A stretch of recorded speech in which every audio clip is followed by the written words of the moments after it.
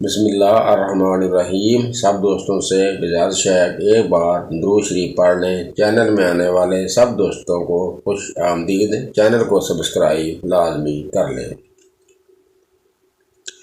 Isfahan کا ایک بہت بڑا رئیس اپنی بیگم کے ساتھ دسترخوان پر بیٹھا ہوا تھا۔ دسترخوان اللہ کی نعمتوں سے بھرا ہوا تھا۔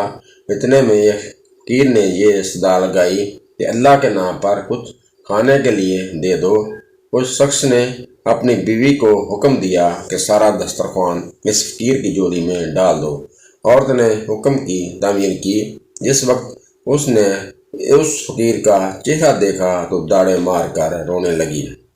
اس کے شوہر نے اس سے پوچھا، جی بیگم، آپ کو کیا ہوا ہے؟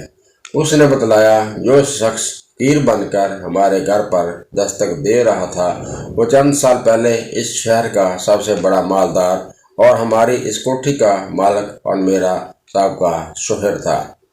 چند سال پہلے کی بات ہے، ہم دونوں دسترخوان پر ایسے ہی بیٹھ کر کھانا کھا رہے تھے جیسا کہ آج کھا رہے ہیں۔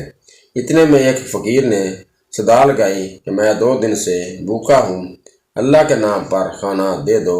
یہ شخص دسترخوان سے اٹھا اور اس فقیر کی اس قدر پٹائی کی کہ اسے لہو لہان کر دیا۔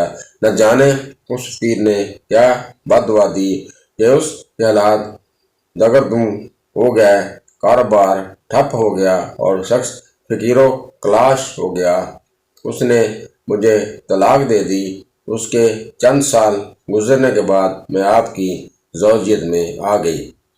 شوہر بیوی کی یہ باتیں سن کر کہنے لگا، بیگم، کیا میں آپ کو اس سے زیادہ تعجب خیز بات نہ بتلاؤں؟ اس نے کہا، ضرور بتلائیے۔ کہنے لگا، جس فقیر کی آپ کے سابق شوہر نے پٹائی کی تھی وہ کوئی دوسرا نہیں بلکہ میں ہی تھا۔ گردش زمانہ کا ایک عجیب نظارہ یہ تھا کہ اللہ تعالیٰ نے اس بدمست مالدار کی ہر چیز، مال، کوٹھی، حتیٰ کہ بیوی بھی چھین کر اس شخص کو دے دی جو فقیر بن کر اس کے گھر پر آیا تھا، اور چند سال بعد پھر اللہ تعالیٰ اس شخص کو فقیر بنا کر اسی کے در پر لے آیا۔ واللہ علی کل شیء قدیر۔